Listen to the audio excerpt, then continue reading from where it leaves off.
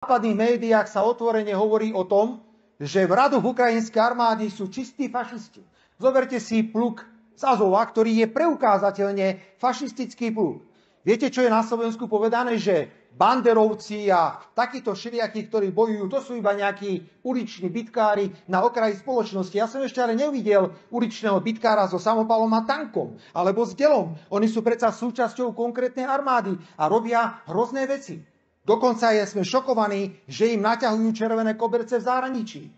Kto nemo a účelovo podporuje takéto javy v roku 2023, ide proti odkazu Slovenského národného povstania. My musíme klásť hrádze fašizmu a nacizmu vo všetkých podobách a vyzývam najvyšších ústavných činiteľov, aby takéto prejavy, používanie fašistických znakov a symbolov jasne odsudzovali, pretože oni sú len ticho. Sú ticho, lebo si myslia,